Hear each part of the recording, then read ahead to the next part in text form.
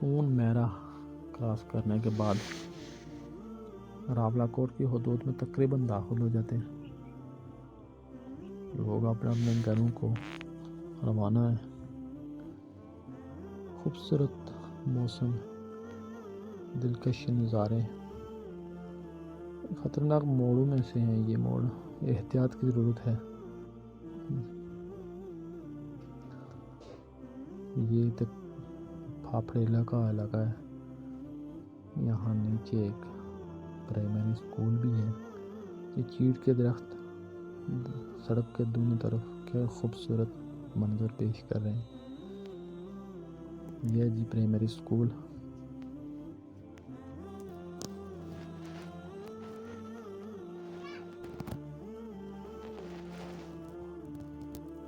یہاں ایک پولیس چوکی بھی ہے جو رات کو سڑک پر گشت گزارا کرتے ہیں. اس کے ساتھ مسافر حضرات کے لیے ایک چھوٹی سی مسجد بنائی گئی ہے. پھاپڑیلا اس جگہ کا نام ہے. راولا کوٹ سے تھوڑا سا پیچھے ہے. یہاں سے تھوڑا آگے ٹھنڈی کسی آ جاتی ہے. یہ موڑ کراس کرنے کے بعد آپ کو پاس سامنے انتہائی خوبصورت اور دلکش ترین نظارے دیکھنے کو ملیں گے. سامنے خشک پہاڑ، شاید کسی وقت میں یہاں سلائیڈنگ ہوئی ہو. خشک پہاڑ ہیں، یہ سیدھی جگہ ہے. سڑک کے دونوں طرف چیڑ کے درخت کشمیر کی خوبصورتی کو دوبالا کرتے ہیں. یہاں یہ ٹھنڈی کسی سے تھوڑا سا پیچھے ہے.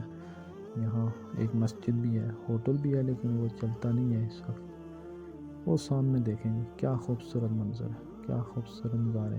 واہ سبحان اللہ.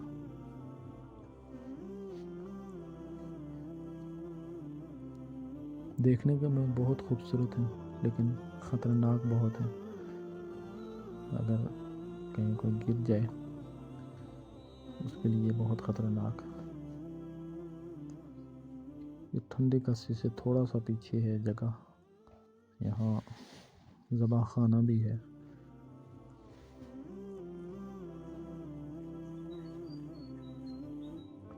وہ سامنے اگر نگاہ دوڑائیں تو ایک ٹورسٹ پوائنٹ کا اضافہ کیا گیا ہے. نڑگولا واٹر فال کے ساتھ نظارہ، ریسٹورنٹ وغیرہ. یہ بھی سیاحوں کے لیے ایک نیا اضافہ ہوا. اس جگہ بھی انشاءاللہ جلد وزٹ کر کے یہاں کی ویڈیوز بھی بنائیں گے. یہ ہم پہنچ گئے جی ٹھنڈی کسی، مشہور و معروف جگہ راولا کوٹ کی ٹھنڈی کسی. یہاں بہت زیادہ سردی پڑتی ہے، برف رہتی ہے کافی عرصے تک.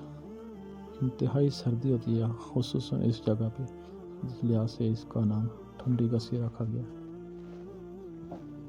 ٹھنڈی کسی کراس کرتے ہی آپ راولا کوٹ کی حدود میں داخل ہو جاتے ہیں. پھر آپ کو گیسٹ ہاؤس، ہوٹلز، شاپس وغیرہ ملتے ہیں. آپ سے گزارش ہے کہ اگر آپ ہمارے چینل پہ نئے ہیں تو چینل کو سبسکرائب لازمی کر دیں، بیل آئیکن کو پریس کر دیں.